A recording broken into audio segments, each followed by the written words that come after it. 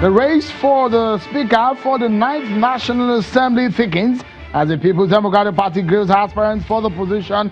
More pressure for Gbajabiamila on the suit filed to stop him. And the presidential candidate of the People's Democratic Party (PDP) and former Vice President of Nigeria Atiku Abubakar has raised an alarm of a grand plot being orchestrated by some people to stage manage pockets of upset targeted at attacking the reputation of the former Vice President.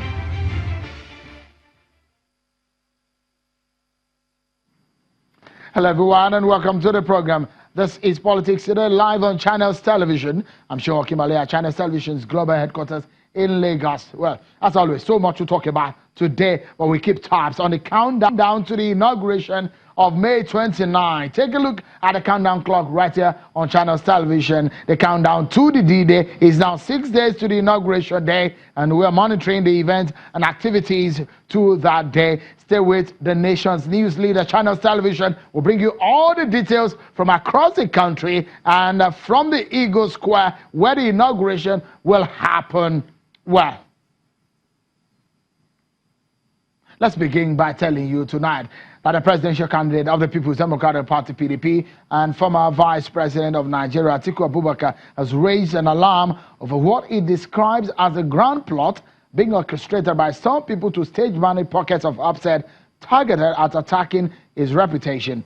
According to the statement from Atiku's media office, it says that there are plans to create some upset across the country whereby alleged perpetrators of such crimes will engage in phantom names dropping of Atiku Abubakar and some senior personalities in the People's Democratic Party. Mr. Atiku is calling on the federal government to be awake to his responsibilities of providing security and ensuring peace and to desist from actions and utterances that are capable of exposing our fault lines. It's now time for us to check some other political stories that are trending on our political roundup. Well, that will come in a moment. Let's go to our major topic, everyone. Let's get set now. Honorable Gbajabiamila has been going around the country seeking support from PDP governors, politicians. He went to the Southeast region. He's gone to some parts of South talking to people. The impression you will get is that from the camp of Gbajabiamila, he's got it all covered because from experience, he wanted to run. He ran for the 8th Assembly Speaker, but he lost out. The party supported him, but he lost out. But a suit was instituted against him yesterday, but a judge has not been assigned in the case. Well, the PDP has been grilling those who want to be Speaker. They've been talking to the People's Democratic Party, a main opposition party in the National Assembly, on what they plan to do. You can call it lobbying. You can talk about talking across party lines. So a frontline candidate, Gbajabiamila, was not around 2 days ago when these people faced the People's Democratic Party, but today he was there. Take a listen to some of those things that came out of that meeting earlier today. What should be is the interest of the nation. Excellency. Excellency. I'm very well. How are you? See, my leader. Excellency. Super Excellency. We get to that also, the outcome from Honorable Onyema as an outcome of the meeting with the People's Democratic Party in the National Assembly earlier today. So there's a whole lot to talk about on who becomes a Speaker of the National Assembly. The People's Democratic, the All Progressives Congress, APC, had come out to say they are supporting the candidates of Senator Ahmed Lawan for Senate. There's been a lot of controversy over that. Some people will believe that they have the right to run and they can talk to their colleagues in winning. Well, Honorable Abdulmimim Jibrin in the lower chamber and the green chamber had said they have the number. He's the DG of the Gbajabiamila campaign organization. They have the number to win the speakership of the National Assembly. Don't forget, Jibrin was the one who supported Dogara before he became the speaker. Can Jibrin pull that stunt again this time around? Well, what is happening right now is that there is an Honorable Nkiruka Onyejocha, a very bold woman who had come out to say a Southeasterner should be given a chance. A woman, for that matter, should be given a chance. She's a member who is returning again to the National Assembly. Also, we have Honorable Bago, who is saying that the North Central region should be considered, considering the way and manner offices have been distributed across the regions of the country. There are several other people who are contesting. In fact, in the People's Democratic Party, we understand that someone like Honorable Ndudi Elumelu is also throwing his hat in the ring. How does this all play out tonight? Let's get talking. From our Abuja studio, my guest tonight, I have Honorable Gagdi. He's the President Deputy Speaker of the Plateau House of Assembly. He's a rep-elect. And we have a lawyer also, Mr. Tochukwu. Thank you so much, gentlemen, for coming on tonight on the program. Let's begin. It does look like a bold move. We're seeing Honorable Gbajabiamila talking to people from across party line to the PDP and all that, ABGA.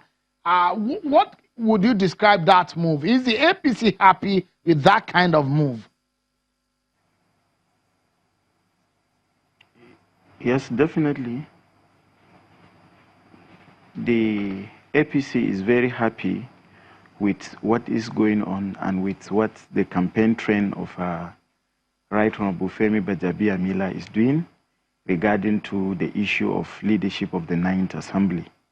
To have a candidate that is bold, that is, people-oriented, that is bipartisan in nature, that is going the four angles of Nigeria to canvass for support from members elect, from leaders of different political parties, goes to show that we have really identified a leader that is using his 16 years experience in the National Assembly, and APC are quite happy and appreciative of the commitments of Honorable Gbajabiamila toward actualizing, by the special grace of God, becoming the Speaker of the 9th Assembly. Honorable Gagdi, isn't it ironic when the national chairman of the APC said, look, every major position in the National Assembly that belongs to the ruling party, we go to it. But we understand that there are horse trading going on right now with Honorable Gbajabiamila talking to the opposition and promising them that should he become the speaker, he will listen to them. Is that going to be some kind of anti-party, or will it contradict what a party is standing for? I think the rules of anti-party and the issue of politics, parliamentary politics, vis-a-vis the issue of party politics and what the father of the APC will say, is quite different from what is happening in the National Assembly. I may be sounding immodest, but let me tell you one thing. Party have the right to say whatsoever, particularly the chairman of the party, have the right to say whatsoever he wants to say within the powers and the parameters of APC as a political party. Whereas the National Assembly, politics of the National Assembly, it's quite different from the outside politics as you may think. To say that maybe if Gbajabiamila wins, he will take over everything and give APC and allow, the PDP to go without any political position. It means people are not even aware of the central attraction of Gbajabiamila campaign slogans, where he talks about nation building a joint task, where he talks about bringing different political parties that are represented in the National Assembly. To expect Gbajabiamila to do the kind of politics of taking all and allowing the PDP and other ABGA and other political parties without position in the National Assembly, it means we have belated the experience of that gentleman who has been in the National Assembly for 16 years, who have seen the negative, have seen the positive. I'm very sure that some people, particularly party leaders, fail to understand the parliamentary politics as well as the executive politics. including the party politics. In the presidential democracy, what happened in the executive arm of government and what happened to the party is quite different from what happened in the National Assembly, be it State House of Assembly, be it Senate or the National Assembly. You cannot be the Speaker of the Ninth Assembly of the National Assembly without the support of other political party members. Members elect reserve the prerogative, the constitutional right to choose whosoever they want to choose for the betterment of that assembly as it is.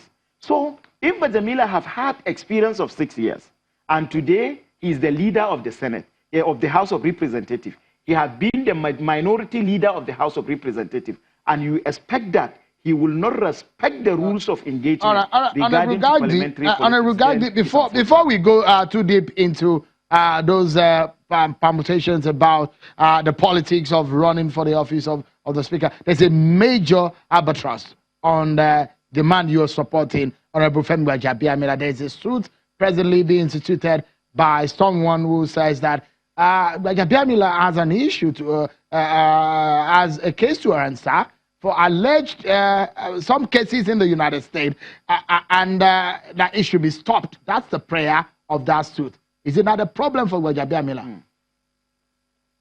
To me, it is not. The case is, to me, and to any right-thinking Nigerian, is dead on arrival, because it's a case that has been decided prior to this moment.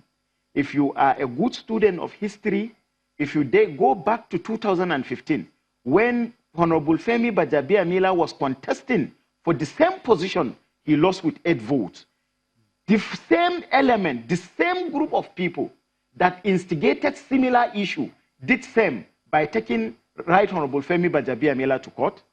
And as at that time, it is in the Federal High Court, suit number 501 in Abuja here, where the court determined that Femi Gbajabiamila have no issue to answer in the Supreme Court of Georgia.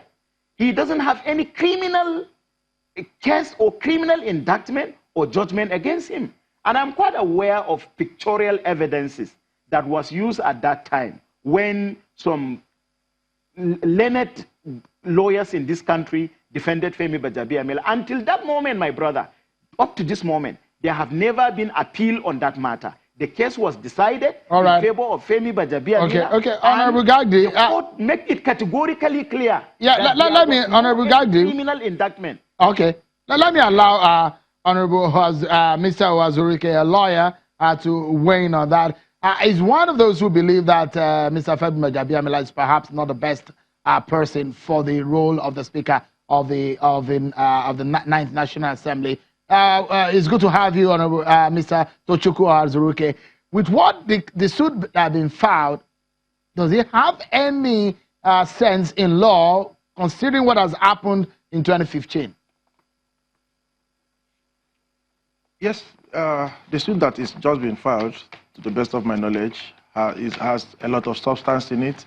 And because somebody wriggled out of a situation in 2015 under different circumstances does not mean that when there are new evidences that he is also going to wriggle out.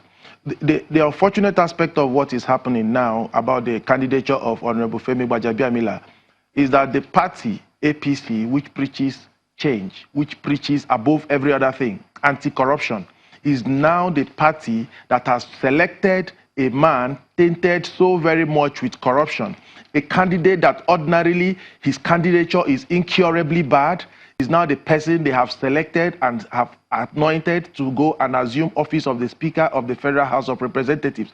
I don't want to really believe that the leadership of the APC and the presidency know who they are talking about. Maybe they do not know. But I have to let them know that, first of all, Femi Gbajabiamila, when he was in the US, had a social security card. And his social security card had the 9th of March, 1962, as his birthday. So in all his records, and in America, all your records are stored against your date of birth. 9th of March, 1962. But in all the other records in Nigeria, the date of birth of Femi Gbajabiamila is 25th of June, 1962. So the question is, when was Femi Gbajabiamila born? Now, what did Femi Gbajabiamila do that took him up to the Supreme Court of the State of Georgia. I'll allow you, Mr. Hazuruke, just a moment. Let me pause it for a moment. I will allow you to go into what he did. These are in the premise of allegations, and we have, of course, Honorable Yusuf Gagdi to talk about it. We'll take a moment, just a moment. Just calm down. We have some time to talk about this, but we'll go on a break. When we come back, these are some of the issues. Those who are seeking office at the highest level must be subjected to scrutiny. At least they are leading you. Don't go anywhere. Sit tight. Get a cup of coffee. It's about to get started, everyone. We'll be right back. Thank you so much, everyone, for staying with us. We're looking ahead to the election to the office of the Speaker in the 9th National Assembly. We understand that it may happen on the 8th or 9th of June 2019. There will be an inauguration of the executive arm of government, the president and some of the governors across the country on the 29th of May 2019. But there's been a lot of controversy for some of those who want to be in the office of the Speaker. They say it's perhaps the fourth biggest or highest office in the land, the president, the vice president, the senate president, and the Speaker. That's how some people will analyze and break it down. But if you see what is happening, some analysts and some APC supporters say that the tide is in favor of Gbajabiamila. Some other people are saying there are surprises in the corner that APC might get a shock of its life again in the manner that he saw the last time around. What exactly is happening? Again, there's a suit instituted against Honorable Gbajabiamila about some incident that happened in the United States when he practiced as a lawyer. So tonight, we got both sides of the divide. We had Mr. Tochukwu Hazuruke, he's a lawyer, and one who believes that Honorable Gbajabiamila is not the best man for the Speaker of the 9th National Assembly. And we also have Honorable Yusuf Gagdi, is presently the Deputy Speaker of the Plateau State House of Assembly and a rep-elect from Plateau State. Thank you so much, gentlemen, for talking to us. So let me come back to you, Mr. Hazuruke. With what is happening now, you said there are reasons that Mr. Gbajabiamila is not suited for that role. Yes. The emergence of Femi Gbajabiamila as the Speaker of the House of Representatives will ordinarily be the requiem mass of the anti-corruption fight of this administration.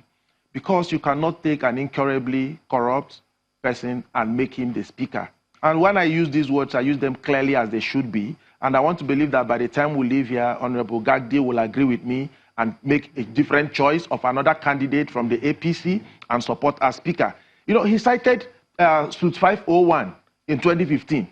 In that same Suit 501, the counsel that defended him, that defended Honorable Femi Gbajabiamila, Femi Falana SAN, has sued him for refusing to pay. And that is typical of Honorable Femi Gbajabiamila. He has been sued to court by Femi Falana SAN to recover his professional fees because the young man has absconded and does not pick calls again from Femi Falana. Now, there are cases. But you are aware also that after that case, that Falana, Femi Gbajabiamila said he has paid that money, the legal fees. No. Has he paid the money? That's what we understand. Well, that is for Femi Falana SAN to confirm. But he instituted a case against Femi Gbajabiamila to recover his professional fees. Should it have happened like that in the first place? That is, it shouldn't have happened. Now, there are cases of fraud against him. There are cases of perjury against him. There are cases of forgery against him. So, in his life in the United States, what he was normally doing was he gets into an apartment, pays for the first month because as monthly tenant, and subsequent months he was not going to pay. And for several times he was taken to court. For at least 13 times, the courts gave orders that his property be seized. At least 13 times. What again did he do? Honorable Femi Gbajabiamila had a client who was involved in an accident. She lost her both legs. She lost at least 7 teeth. She lost an eye. And when her insurance claims were processed and about to be paid, Honorable Femi Gbajabiamila collected the $25,000 belonging to her, closed his office in America, and ran back to Nigeria and contested election into the House of Representatives and won. 3 years later, when he had made money against what the laws should be, made money from here, he now went back to go and pay that money to the woman 3 years after she had been lying Mr. Azuruke, these are. I'm not sure where you have your evidence, but these are very weighty allegations. Well, these are your own allegations, and these are your words. But let me allow Honorable Gagdi to weigh in on this. Honorable Gagdi, what can you say about these allegations? They are weighty, aren't they? First, sir, I am happy that the whole of this discussion there is going to be decorum.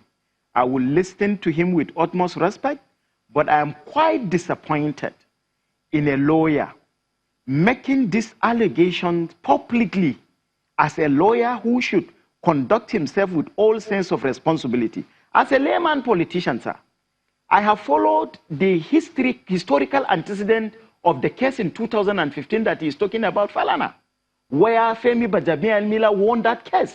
Until today, if there is anything against Femi Gbajabiamila for either not paying legal fee, he must have agreed that the case was ruled in favor of Femi Gbajabiamila in the first instance. Secondly, I have pictorial evidence in my hand from the State Bar of Georgia, where Femi Gbajabiamila was declared without any criminal case against him.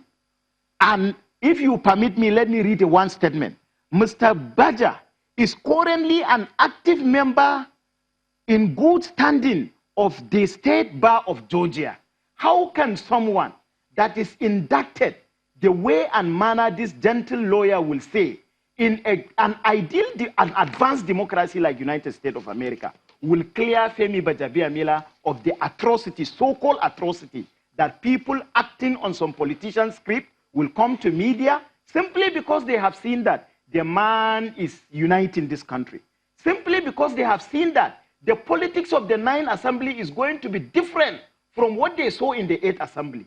Simply because they have seen that we have a bipartisan gentleman who is interested in the unity of Nigeria as encapsulated in the 3 days visit we have just had, visiting PDP governors, visiting PDP members, trying to sell himself by telling Nigeria we are obviously out of time. Let me allow Mr. Azuruke to also we are out of time. Mr. Azuruke, you have the next 30 seconds to respond so that we can go. Mr. Azuruke, just 30 seconds so that you can respond, please. Now, I have in my hand documents that show the service of the processes of criminal allegations against Femi Gbajabiamila. I have in my hand a copy of the judgment of the Supreme Court of the State of Georgia, which is certified, a certified true copy of the judgment. So when you are now bringing the State Bar of Georgia did not try him. This is the judgment, a copy of the judgment of the. So the issues are simple.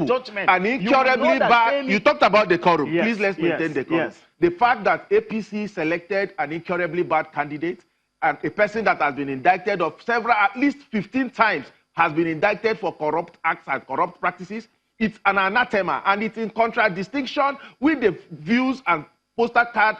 All right. Priority of the party. We're out of time, Mr. Azuruke, and that's the much that we can take. Yeah, that's it. But I must say, that's the bit that we can have. But I must say, some of the allegations and some of the speeches that are being made by my guests on the program are those of the guests and not of Channels Television. Some of them are weighty allegations which can only be confirmed at some point in the court of law. But that's how far we can go on the program tonight. Many thanks to my guests, Honorable Gagdi and Mr. Azuruke, for talking to us on Channels Television's Politics Today.